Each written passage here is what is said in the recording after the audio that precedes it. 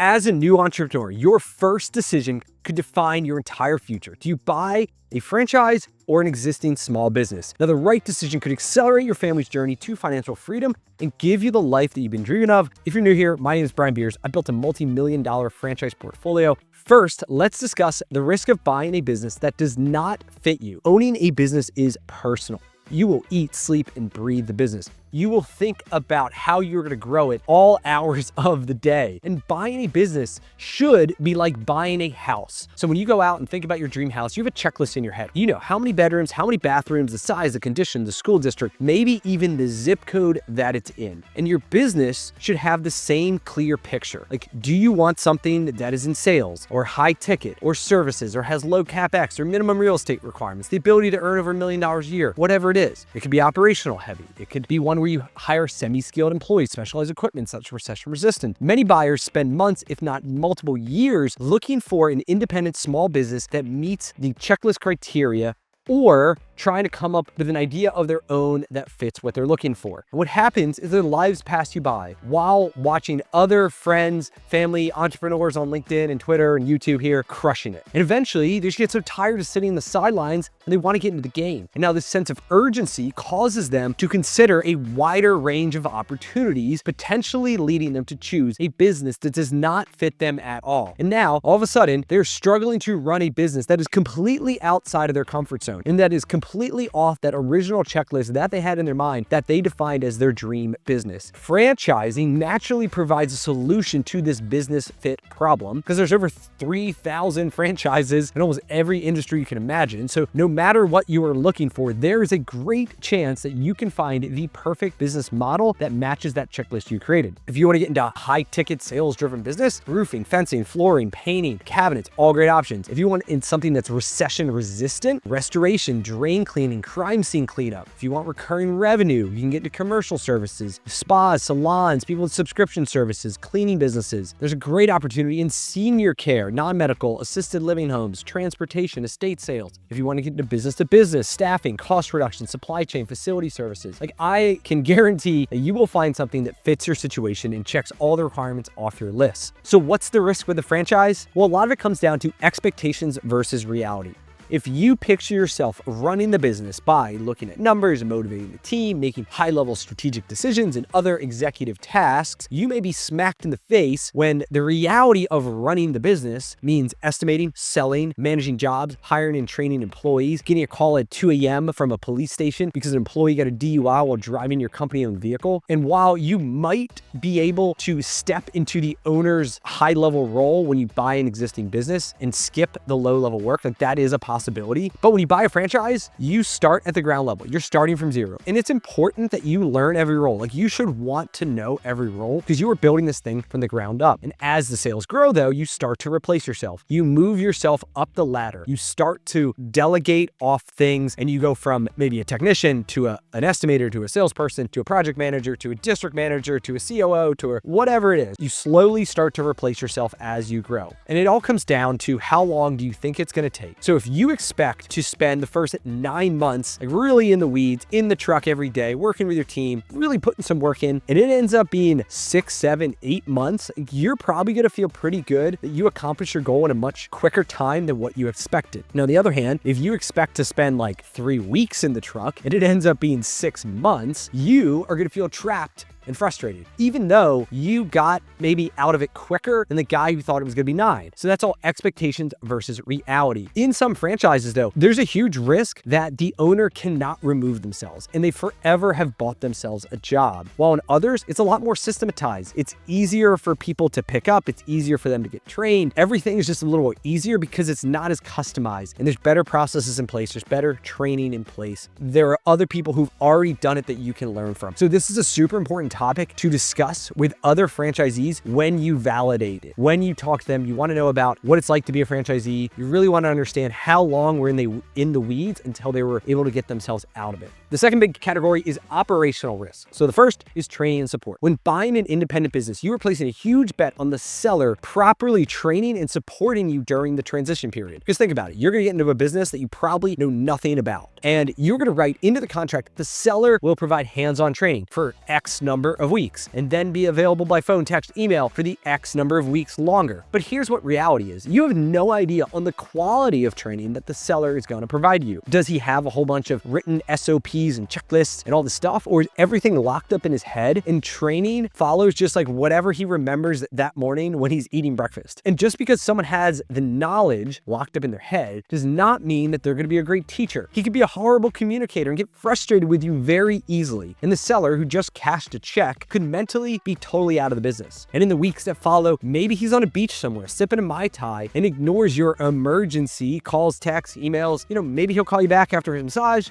maybe next week. Whatever it is. The other thing is the seller may have personally cultivated some of the biggest customer relationships. They could be his country club buddies for all you know. So what happens after he sells? Will that business stay with you or does it move to somebody else? Compared to a franchise, now franchisors are by definition in the training and support business. And here's what the best ones do. They have systematized processes regarding lead gen, estimating, sales process, operations, the back office. They take decades of knowledge and experience and they compress it into days of training for you. And after signing up, new franchisees will go through 40, 60, 80 hours of online training. Once completed, you start working through some massive checklist of everything you need to do to launch the business. Then you will fly out to the corporate headquarters for like a week or so of in-person training. You'll fly home, you hit the ground running. Field support could come out to you, work shoulder to shoulder during the first couple weeks. But the training doesn't even stop there. Weekly check-in calls with a coach to make sure you're staying on track. And you connect with other franchisees to share best practices, challenges, wins. Like you join this community of owners who want to see each other thrive. That all sounds great, but what's the risk with a franchise? The biggest one is they're not all equal. There's 3,000 of them, as I mentioned before, and some of them provide very thorough training, tons of support, just as I described, while others are complete shit, to be totally honest. They leave things to be desired. They say they have training, but it's actually very weak. There's a lot of gaps. You go home feeling like,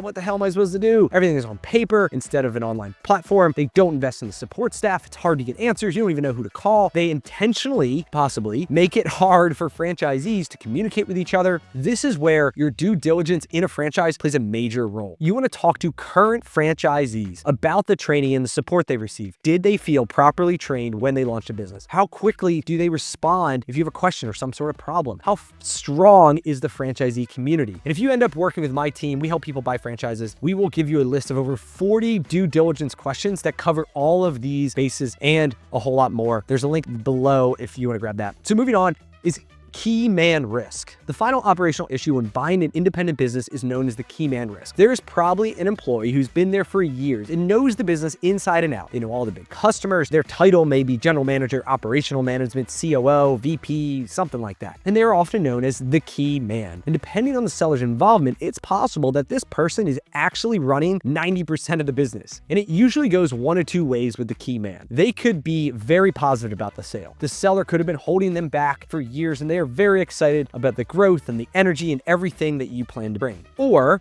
they can be very negative, especially if the owner had implied or even discussed selling the business to them, the key man. It could be a huge blow to their ego, their confidence. They could just say, I'm just gonna go do something else, start my own thing, I'm over here. So what happens if they quit on day one? And as the buyer, you will probably ask them what salary keeps you around, at least for the next few months. And all of a sudden, your perfect Excel cash flow model are now out of whack because you just gave a huge raise to the main person that you need to run the business and help you get up to speed. Another way to reduce this risk is to get into a business that you already have experience in. But the problem is that significantly reduces your options. You could have a business partner who has experience in that industry, but now you got to be able to make double the amount of money for both of you to get paid. Plus, having a partner is a huge commitment. If you buy a startup franchise, there is no key man risk. All that knowledge you gain through the training and support. Now, when you go to acquire another existing franchise, that key man risk can appear, but it's usually just limited to sales or ops of that specific location, the territory, maybe the group of the stores, but it's not the entire business. And you will already have people in your organization that you'll be able to put into that role if that person falls out. As I've grown our empire to over 33 stores, this has happened, multiple times through the years. And it's much easier when we already have a solid bench than to rely on somebody who we don't even know how they're going to perform. So finally, let's get into financial risks. This is all about the money. And this is the most appealing part about buying an existing business, is that you are generating cash flow from day one. And this is the reason you pay a premium versus starting any business from zero. The biggest risk is just validating that cash flow, those profits that you believe are there, are legit and that they will continue after you buy them. So when buying a business, you will spend a lot of your due diligence time on the financials. You're going to review 3 or more years of tax returns, 3 or more years of profit and loss statements, balance sheets, cash flow statements, inventory,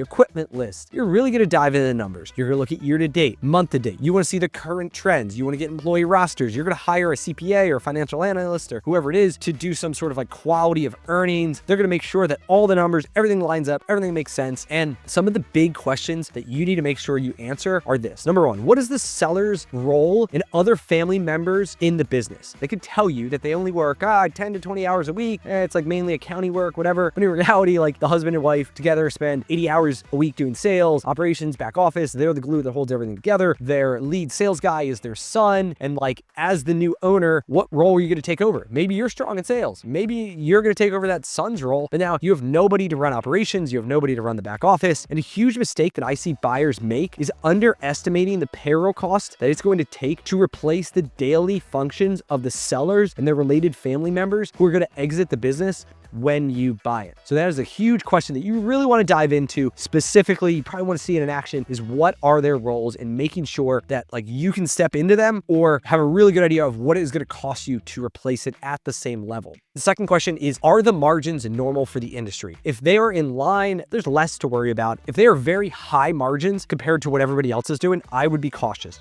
Do they have unsustainable business practices or some unethical sales process that you aren't going to tolerate? Maybe they've got some secret sauce. Maybe that's why you're buying. I would just be very careful because you really want to understand. If they're very low, I would really want to know why. Is it a very tough competitor market? Is there a trend that they're just getting smashed with through technology or automation? Is there a better mousetrap out there somewhere? Or are there just easy wins and that they've been checked out for years, and on day one, you're going to be able to raise the prices, make a few changes, and get those margins back to where they should be? And the third question I would want to know is, what is the future of this industry? Look at changes in technology, demographics, consumer behaviors, regulation. Chances are you are taking on a ton of debt when buying a business, because most people want to buy a business that's big enough to support their team, their debt payments, the owner salary, and you just want to make sure that you are riding a wave that is going in the right direction. Because if you're not, and it's going against you, and AI and all this new stuff is going to come crashing down, it could weigh heavily on you through combinations of fighting it, of having the debt, and deciding like, what do you do next? How do you get out of this thing? And you're going to feel very, very trapped. Now let's get into the financial risk of a franchise. A franchise startup will cost significantly less than buying a profitable small business because you were starting from zero. And it's possible that you can pay in cash or you can take on debt, but the risk that you're going to have is that you're starting from zero. You don't know how long it will take you to become cash flow positive. Some franchises make money in the month one, while others take months, if not over a year, to become profitable. And that is the biggest problem with franchising, because a franchise is not like real estate where there's some predetermined rate of return. There's no IRR, there's no ROI, right? A franchise is a business and results vary significantly by the individual operator, which to me is honestly the most exciting part, because I'm able to open up a new territory. I'm able to buy a new franchise, and my own efforts is what is going to make me money, because you were given all the tools, you're given the resources, you got the support. You can run the wheels off the business if you choose. And there are a number of factors that go into how quickly you grow and how quickly you become profitable. And these are the three big ones. Number one, every franchise is in the people business. And to succeed, you need to assemble the right combination of people. Building a team is like flipping through a deck of cards. The first 3 employees that you hire might be a king, a 6, and a 3. If you discard the 3, they don't work out. You flip over the next one, you got a 7.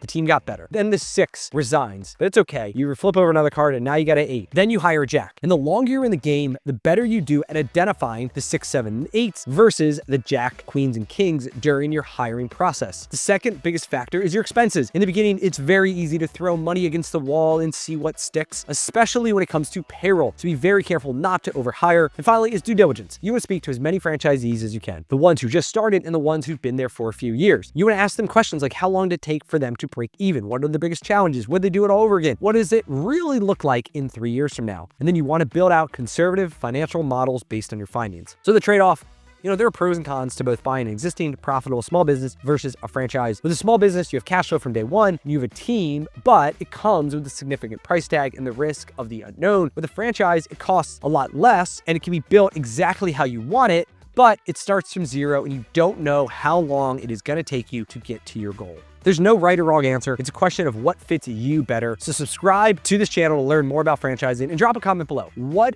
risks do you see by buying a business versus starting a franchise? I'd love to hear what you gotta say. Cheers.